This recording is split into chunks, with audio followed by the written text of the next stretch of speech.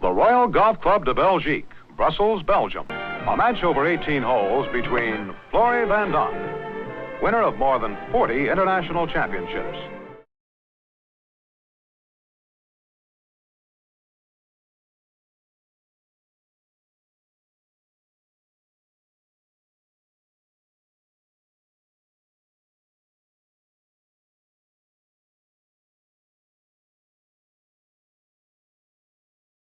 All golfers.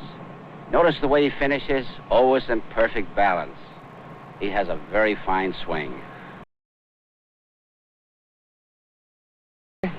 How'd you manage to get the shaft on that thing so long?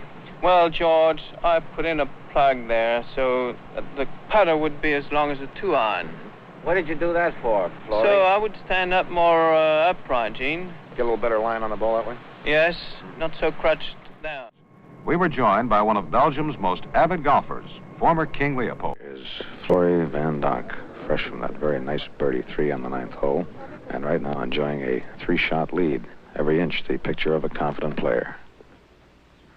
Want to keep your tee shot here a little bit to the right, but not too much. And Flory has had a nice little fade right straight down the center of the fairway. And the tee shot couldn't be in any better position than that. That is left.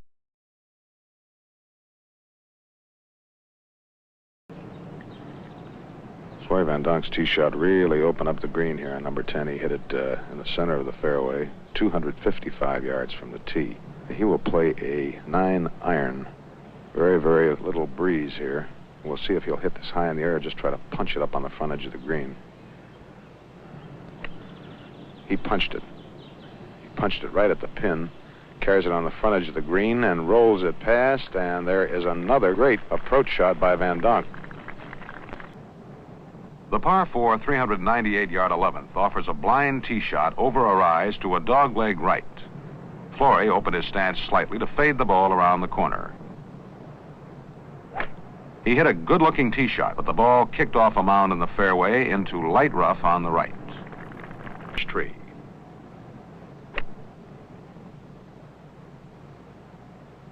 He faded a 7-iron, trying to hold the ball into the right-to-left wind, and succeeded in reaching the front portion of the green. This is a tricky little par of the day with a crosswind blowing from right to left. The ideal thing here will be to fade the ball, that is, cut it in from left to right and try to hold it into the wind. Notice the fine order with which these players get set to play a shot. They fix the grip properly, then line up the face of the club, line their body up with that, and they're automatically aimed.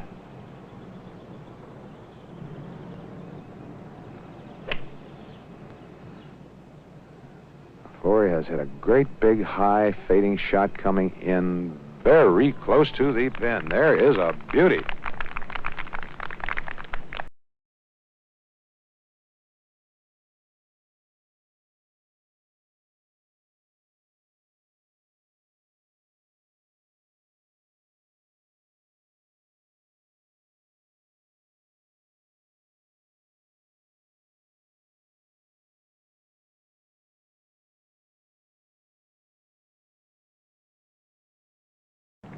Flory, leading by 3 strokes, could afford to risk hitting his driver.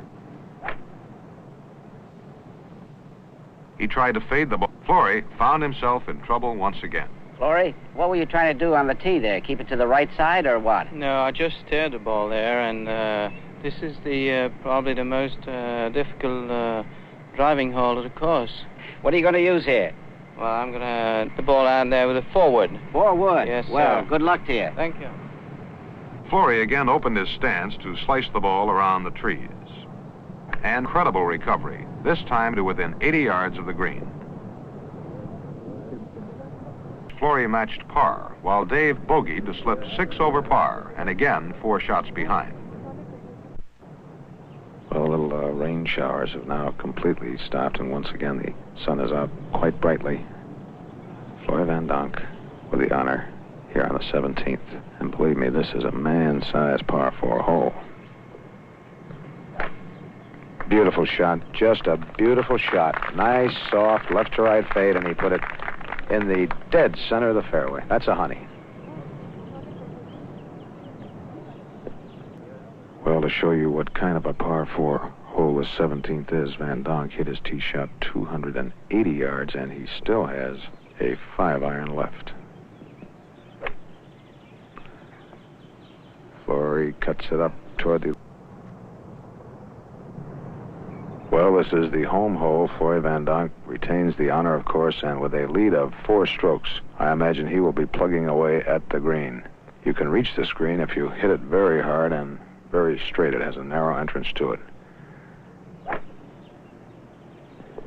Well, he is going to carry it up on the top of the rise, and he'll get good run on the ball. He will not reach the green. He runs it down just short and in front of the green, and boy, he busted that tee shot. He hit that almost 300 yards. Well, Flory, who really has been driving the ball well, particularly on the back nine, laced one out there, about 275 or 80 yards, and he's right at the entrance to the green. And watch this shot. He plays this little 9-iron pitch and run. He is a master of this shot. There it is, very low, just carrying it almost onto the front of the green, almost hit Marr's ball and almost hit the pin and finished about 10 or 11. Flory Van Donck has asked Dave Marr to mark his 3-foot putt. Flory has about a 10 or 11-footer downhill for a birdie 3. We'll remind you again that par here at the Royal Belgique is 73. 73 is par. Right now, Flory is 2 over par, so he has 2 putts for 75, 1 for 74.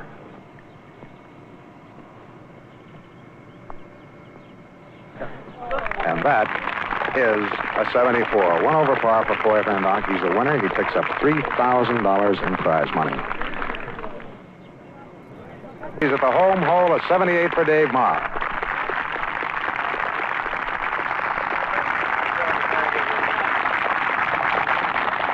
Tough luck, Dave. Bad day, Gene. Congratulations, Flory. Thank you, Gene. You know, this course plays much harder than it looks. I know it is a tough course, and I found it out today. Dave, I would like to wish you a lot of luck when you go back to United States, and especially in your future tournaments. I enjoyed playing with you. Well, thank you very much, Flory. I enjoyed playing you and your golf course, and enjoyed it very much. Thank you. Well, thank you both for competing against a great golf course. You know, smothering the ball or hitting a shot that just doesn't get off the ground happens to all golfers from time to time. Here's Flory to show you what causes this and how to avoid it. The main cause of smothering is swinging the body into the ball on the downswing, bringing about what we call a smother hook. In order to avoid this type of shot, I tried to remember during my address to stay perfectly still over the ball. Now, watch the action of my hips. On the backswing, I rotate my hips away until my back faces the hole. On the downswing, I pivot my hips around a fixed axis. This keeps my head behind the ball and prevents the forward sway, which results in smothering. The most common fault that bothers the weekend golfer is a slice. A shot that flies from left to right and usually winds up in the rough.